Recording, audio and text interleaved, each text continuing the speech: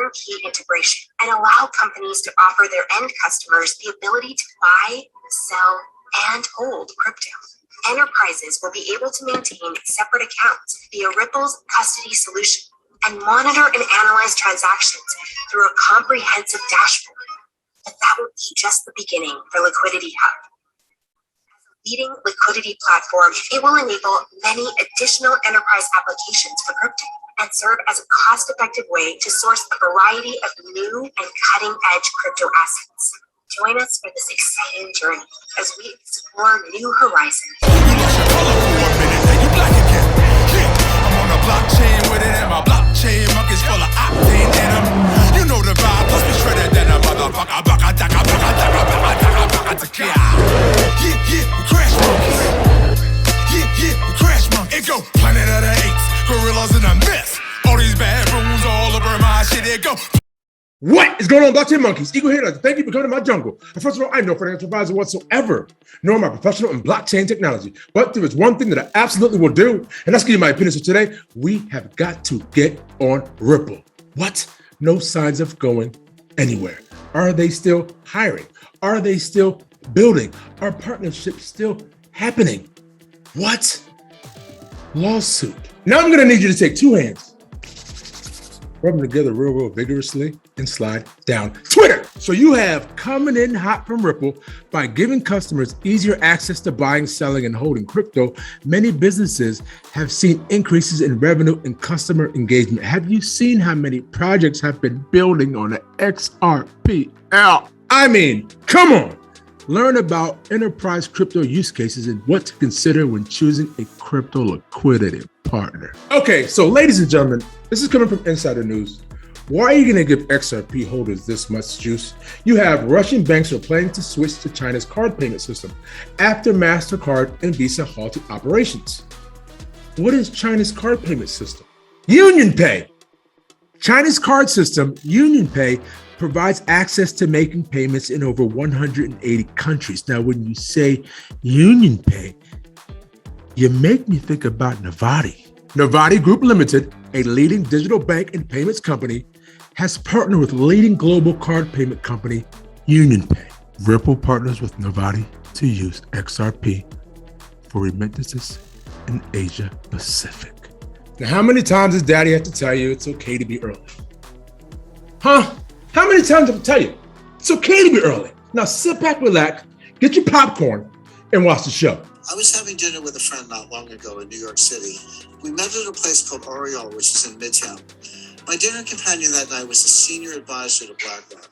As you may know, BlackRock is now the largest asset manager on the planet. It directly manages $5 trillion in assets, and it oversees another $11 trillion through its Aladdin platform. That means one firm controls more money than the GDPs of China, Russia, and Japan combined. Anyway, my dinner companion happens to work directly for BlackRock's CEO. As we nursed our white wine and the evening wore on, she let something slip. If I remember her words, she said something like, "They want to tell us we can't sell." What was she talking about? Who was she talking about? I placed a few calls, first to my contacts in Washington, then to a few people on Wall Street. Soon I was on a plane for a series of meetings to London, to Geneva, back to New York, then down to South America. As I began connecting the dots, a pattern emerged. It revealed a network of more than 189 individuals positioned inside the world's major financial institutions. Some of them hold senior positions inside the IMF, World Bank, and every central bank in the G20, including our own Federal Reserve. These elites share one vision, and they're about to make it a reality. That vision is one world order, one world taxation, and one world money. They've worked for years behind the scenes preparing to realize that vision. They've literally rigged the laws of international finance. Everything is basically in place right now, and there's essentially no way to stop this from happening. When the crisis hits, they'll flip the switch, freezing the global financial system. That will give them time to reset the world economy according to their vision. As the coming crisis unfolds, President Trump will be powerless to stop it. In fact, trying to stop them would probably weaken the president's power altogether. That is amazing, Jim, really. So what do these elites want from your contact at BlackRock? Basically, they want to classify BlackRock as too big to fail. The technical term is Systemically Important Financial Institution, or SIFI. That designation normally applies to banks, such as Bank of America. If your bank gets the SIFI label, it means the government will bail you out first in a crisis, but it also means you must turn over control of your bank until the crisis subsides. In this case, they're trying to reclassify BlackRock, an asset manager, as too big to fail. If they succeed, they'll be able to freeze BlackRock when the crisis hits. BlackRock clients won't be able to sell. They won't be able to buy either. Their accounts will go dark indefinitely, and the elite operatives will take control of BlackRock's assets remotely via the internet. But our research shows that their ICE-9 plan goes much, much deeper than that. Now, you refer to their plan as ICE-9. You just said that. What does that mean? It's a reference to the Kurt Vonnegut novel, Cat's Cradle. In the book, a mad scientist creates a new form of water molecule called ICE-9.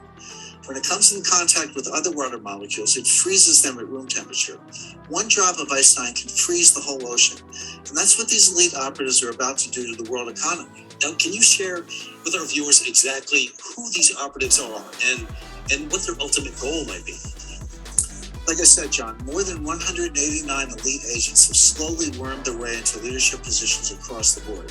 They now sit at or near the head of the IMF, the World Bank, and even our own Federal Reserve. They also control much of what happens at the central banks of China, Russia, India, Brazil, Canada, and Europe. As you know, these institutions form a kind of global superstructure. It forms a kind of snare net encircling all nations. Their leaders aren't democratically elected. They're not accountable to you and me. They're beyond the reach of government and citizens, and yet they hold the fate of the global financial system in their hands. To get a sense of how they operate, imagine an array of floating spheres. One sphere is labeled IMF. One is labeled Fed. One is labeled Bilderberg. One is labeled Wall Street. One is labeled central banks. One is labeled intelligence agencies. One is labeled media, and so on. The elites inhabit all of these spheres, and together the network forms a kind of 3D Venn diagram. As I see it, regardless of what sphere they inhabit, the elites all share the same vision: one world order, one world taxation, and one world money. All of their actions are geared toward moving that agenda forward. Now, are you able to share the identities of these elites with our viewers? We've identified more than 189 individuals who are in many cases hiding in plain sight. Regardless, they all share the same vision: one world order, one world taxation, and one world money.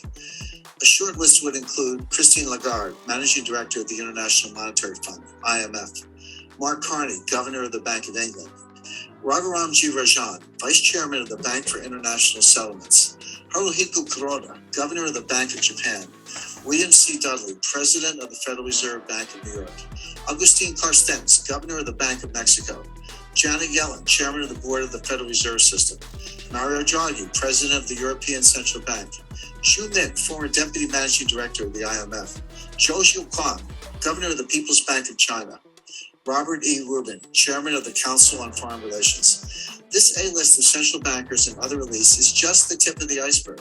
Of course, not one of these elites will tell you outright what's going on, but I've seen and heard enough to connect the dots for myself. Not long ago, for example, I met with one of their senior operatives. He's a leading economist who served as the chairman of the Federal Reserve during the last crisis. He's considered one of the most influential minds in banking today. We met privately during a conclave in Seoul, South Korea. Of course, I'm talking about Ben Bernanke. I came away from my meeting with him stunned and convinced that ICE-9 was real. Not long before that, I set up a one-on-one meeting with another member of the network.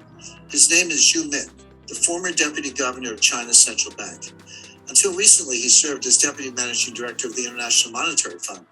Xu is a brilliant guy. Like Bernanke, he's pleasant and well-meaning. There's no doubt in my mind that he's also a member of the elite network preparing to impose ICE-9 on millions of Americans. But I wasn't done with my research. I have since met with dozens of senior officials, intelligence analysts, and former Wall Street colleagues. My quest led to a final meeting, a face-to-face summit with the head of Bilderberg. We met at Rockefeller Center in Manhattan. And he was very eager to get my take on the euro as a currency. I was happy to provide it, of course, in exchange for some valuable intelligence. As I say in my new book, he did not have horns. In fact, he gave me a nice gift when we parted ways, a blue Swedish vase. I keep it in my writing studio at my home in Connecticut. But my point is, I came away from all three meetings convinced of one thing.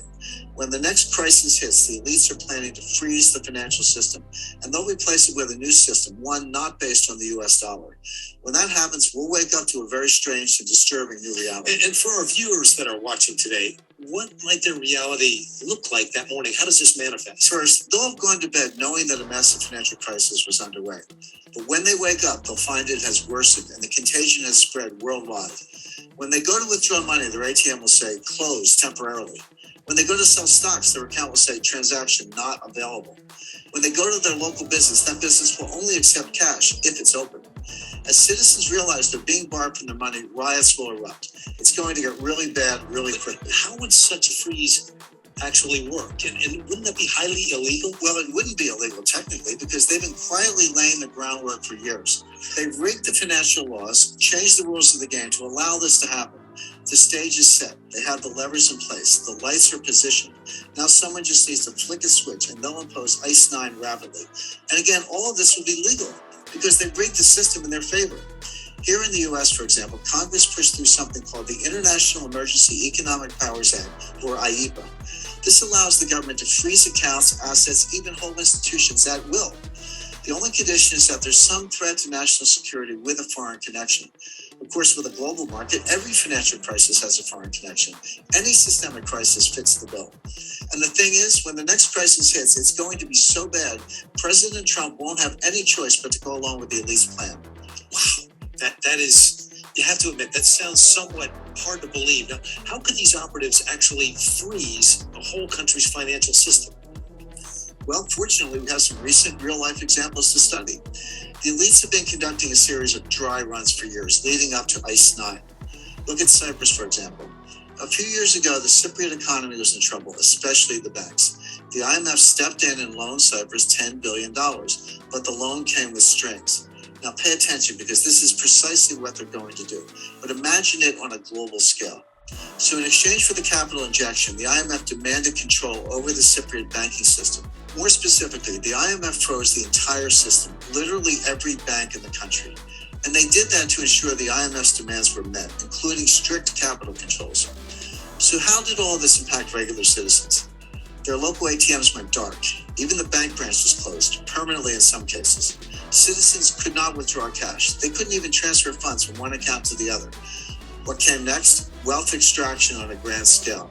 The IMF basically stole 6 to 10% of all the cash in the Cypriot bank accounts. How did the elites justify this? They called it a levy, the price regular citizens had to pay for their government's missteps. Keep in mind, these asset confiscations were done at the balance sheet level with the institutions themselves. They never had to confiscate individual accounts. They froze every account by controlling a handful of the country's biggest banks.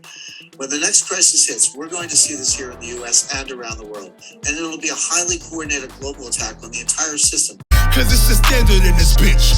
XRP. I went to YouTube University, and now they mocking me with no degree. We saying by the swift, keep it walking. Respect your elders in these bushes. Bitcoin is talking.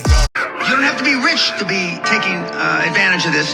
This was the beginning of the greatest transformation of wealth the world has ever fucking seen since World War II. Blockchain. We talking about an intellectual choo-choo train. It's DLT up in these streets, man. That's why we rip all on that blockchain.